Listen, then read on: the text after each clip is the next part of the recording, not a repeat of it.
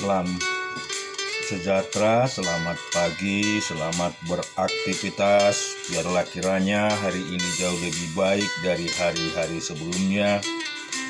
Tuhan selalu melimpahkan berkat-Nya buat kita. Kita baca dan merenungkan firman Tuhan terambil dari Ayub pasal yang kedua. Pada suatu hari datanglah anak-anak Allah menghadap Tuhan, dan di antara mereka datang juga iblis untuk menghadap Tuhan. Maka bertanyalah Tuhan kepada iblis, "Dari manakah engkau?" Lalu jawab iblis kepada Tuhan, "Dari perjalanan mengelilingi dan menjelajahi bumi." Firman Tuhan kepada iblis, "Apakah engkau memperhatikan hamba-Ku Ayub? Sebab tiada seorang pun di bumi seperti dia, yang demikian saleh dan jujur, yang takut akan Allah dan menjauhi kejahatan.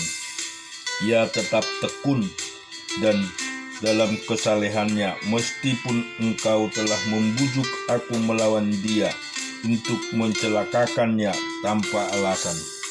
Lalu jawab iblis kepada Tuhan, "Kulit ganti kulit, orang akan memberikan segala yang dipunyainya ganti nyawanya. Tetapi ulurkanlah tanganmu dan jangan jamalah tulang dan dagingnya, ia pasti mengutuki engkau di hadapanmu." Maka firman Tuhan kepada iblis, "Nah, ia dalam kuasamu." Maka firman Tuhan kepada iblis, "Nah, ia dalam kuasamu, hanya sayangkan nyawanya." Kemudian iblis pergi dari hadapan Tuhan. Lalu ditimpanya Ayub dengan bara yang busuk dari telapak kakinya sampai ke batu kepalanya. Lalu Ayub mengambil sekeping beling untuk menggaruk-garuk badannya sambil duduk di tengah-tengah abu. Maka berkatalah istrinya kepadanya, "Masih bertekunkah engkau dalam kesalehanmu? Kutukilah Allahmu dan matilah." Tetapi jawab Ayub kepadanya, "Engkau berbicara seperti perempuan gila. Apakah kita mau menerima yang baik dari Allah, tetapi tidak mau menerima yang buruk?" Dalam kesemuanya itu, Ayub tidak berbuat dosa dengan bibirnya. Ketika ketiga sahabat Ayub mendengar kabar tentang segala malapetaka yang menimpa dia, maka datanglah mereka dari tempatnya masing-masing, yakni Elifas orang Teman dan Bildad orang Suah, serta Zophar orang Naaman. Mereka bersepakat untuk mengucapkan belasungkawa kepadanya dan menghibur dia. Ketika mereka memandang dari jauh, mereka tidak mengenakannya lagi. Lalu menangislah mereka dengan suara nyaring. Mereka mengoyak jubahnya dan menaburkan debu di kepala terhadap langit. Lalu mereka duduk bersama-sama dia di tanah selama 7 hari 7 malam. Seorang pun tidak mengucapkan sepatah kata kepadanya, karena mereka melihat bahwa sangat berat penderitaannya. Kita juga akan baca di dalam Nehemia 13 ayat 21 sampai 31. "Lalu aku memperingatkan mereka, kataku, mengapa kamu bermalam di depan tembok? Kalau kamu berbuat itu sekali lagi, akan kukenakan tanganku kepadamu." Sejak waktu itu mereka tidak datang lagi pada hari Sabat. Juga suruhlah orang-orang Lewi mentahirkan dirinya dan datang menjaga pintu-pintu gerbang untuk menguduskan hari Sabat. "Ya Allahku, ingatlah kepadaku juga karena hal itu, dan sayangilah aku menurut kasih setiamu yang besar." Pada masa itu juga kulihat bahwa beberapa orang Yahudi memperistri perempuan-perempuan Asdod, perempuan-perempuan Amon atau perempuan-perempuan Moab. Sebagian dari anak-anak mereka berbicara bahasa Asdod atau bahasa-bahasa lain itu dan tidak tahu berbicara bahasa Yahudi.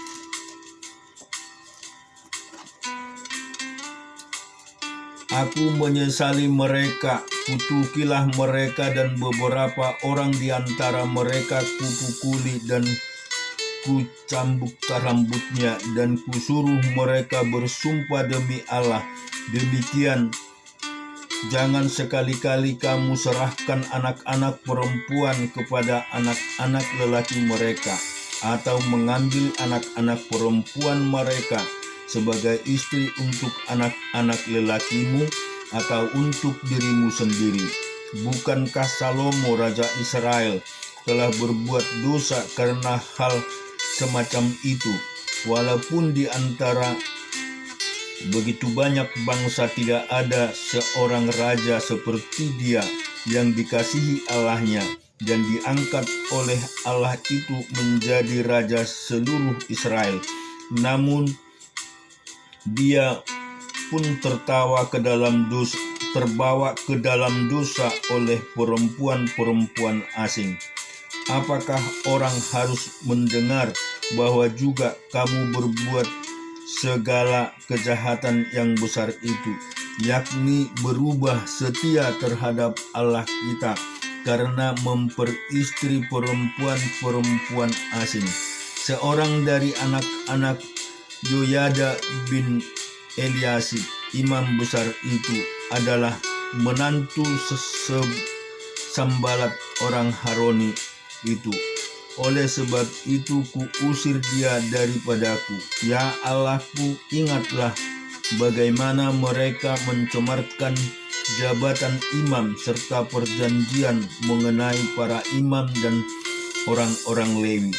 Kutahirkan mereka dari segala sesuatu yang asing dan kutetapkan tugas-tugas untuk para imam dan orang-orang Lewi masing-masing dalam bidang pekerjaannya. Pula kutetapkan suatu cara untuk menyediakan kayu api pada waktu-waktu tertentu dan untuk hasil-hasil yang pertama. Ya Allahku, ingatlah kepadaku demi kesejahteraanku.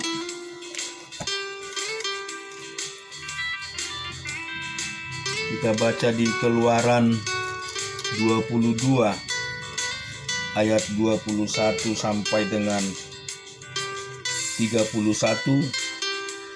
Jangan kau tindas atau kau tekan seorang orang asing, sebab kamu pun dahulu adalah orang asing di tanah Mesir. Seseorang janda atau anak yatim janganlah kau tindas. Jika engkau memang menindas mereka ini, tentulah aku akan mendengar seruan mereka. Jika mereka berseru-seru kepadaku dengan nyaring, maka murkaku akan bangkit dan aku akan membunuh kamu dengan pedang, sehingga istri-istrimu menjadi janda dan anak-anakmu menjadi yatim. Jika engkau meminjamkan uang kepada salah seorang dari umatku, orang yang miskin di antaramu, maka jangan engkau berlaku sebagai seorang penagih hutang terhadap dia. Janganlah kamu bebankan bunga uang kepadanya. Jika engkau sampai mengambil jubah temanmu sebagai gadai, maka haruslah engkau mengembalikannya kepadanya sebelum matahari terbenam, sebab hanya itu saja penutup tubuhnya, itulah pembalut kulitnya. Apakah ia pergi tidur? Maka apabila ia berseru-seru kepadaku, aku akan mendengarnya, sebab aku ini pengasih. Janganlah engkau mengutuki Allah dan janganlah engkau menyumpahi seorang pemuka di tengah-tengah bangsamu. Janganlah lalai mempersembahkan hasil gandummu dan hasil anggurmu yang sulung dari anak-anakmu lelaki haruslah kau persembahkan kepadaku. Demikian juga harus kau perbuat dengan lembu sapimu dan dengan kambing dombamu. 7 hari lamanya anak-anak binatang itu harus tinggal pada induknya, tetapi pada hari yang ke-8 haruslah kau persembahkan binatang-binatang itu kepadaku. Haruslah kau menjadi orang-orang kudus bagiku. Daging ternak yang diterkam di padang oleh binatang buas jangan kamu makan, tetapi haruslah kamu lemparkan kepada anjing. Demikian juga di dalam Markus 16 ayat 1 sampai 21.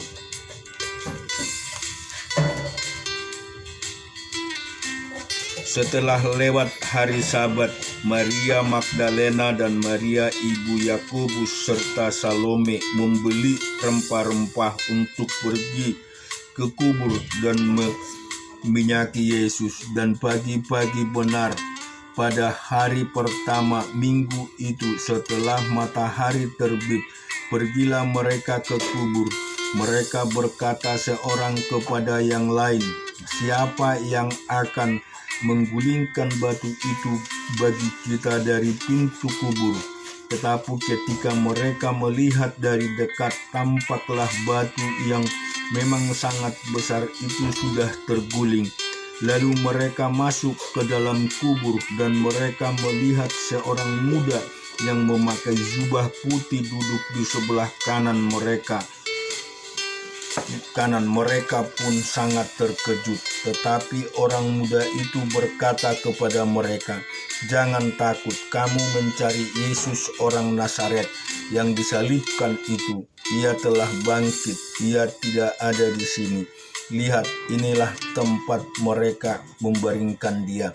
Tetapi sekarang pergilah, katakan kepada murid-muridnya dan kepada Petrus, ia mendahului kamu ke Galilea.